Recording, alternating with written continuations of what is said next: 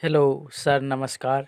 मैं इंद्रदेव कुमार आप लोगों को सूझ या अंतर्दृष्टि का सिद्धांत पढ़ाने जा रहा हूं, जिसे हम गेस्टाल्ट थ्योरी के नाम से जानते हैं। इसमें बच्चे सूझ के साथ न कोई भी काम जो करते हैं वह सूझबूझ के साथ करते हैं। ये इसके प्रतिपादक वर्दिमर हैं, जिसे हम प्रवर्तक के रूप में जानते हैं। 1911 ईस्वी में इसका प्रतिपादन किया है।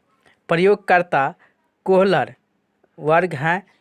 हैं जो 1926 ईस्वी में इसका प्रयोग किया था।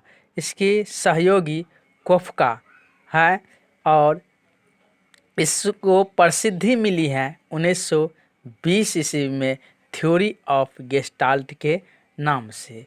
पहला प्रयोग उसने बनमानुस पर किया था। सुल्तान नामक बनमानुस चिंपैंजी पर किया था, जो एक चिंपैंजी को बंद कमरे में केले को ऊपर लटका दिया गया और वह चिंपैंजी विभिन्न रूपों से सूझ के साथ वह केला प्राप्त करने का प्रयास किया था।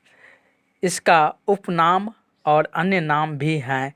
इसे हम गेस्टाल्ट सिद्धांत के नाम से भी जानते हैं या समग्रवादी सिद्धांत के नाम से जानते हैं, कि समग्र रूपों से छोटे छोटे रूप में तोड़ करके किसी कार्य को करने का प्रयास करते हैं। पूर्णाकार के रूप में भी हम जानते हैं, पूर्णाकार सिद्धांत के रूप में हम जानते हैं। पूर्ण से अंश की ओर का सिद्धांत भी इसे हम कहते हैं और तत्कालिक ज्ञान का सिद्धांत भी हम कहते हैं। इसका महत्व और गुण: समस्या को पूर्ण रूप से प्रस्तुतिकरण करना। इसका महत्व ये है कि समस्या जो भी हो उसका पूर्ण रूप से प्रस्तुतिकरण किया जाता है। कठिन विषयों के लिए ये उपयोगी होता है।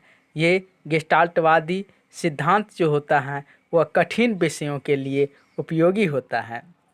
रचनात्मक कार्यों के लिए उपयोगी ये सिद्धांत होते हैं और इसमें बच्चे स्वयं खोज करके सीखने का प्रयास करते हैं।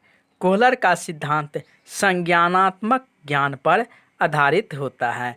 कोहलर का सिद्धांत संज्ञानात्मक ज्ञान पर क्या होता है? आधारित होता है।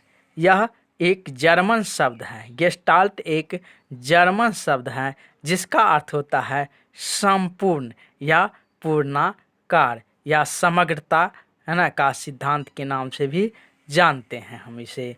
इस सिद्धांत में संपूर्ण परिस्थिति में बच्चे सीखने का प्रयास करते हैं।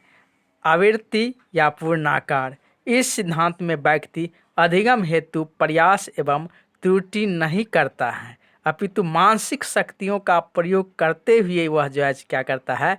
अधिगम करता है या किसी कार्य को सीखने का प्रयास करते हैं। इसकी विशेषताएं हैं: सीखने की प्रक्रिया संज्ञानात्मक होती हैं, यह धीरे धीरे न होकर के यह अचानक होती हैं।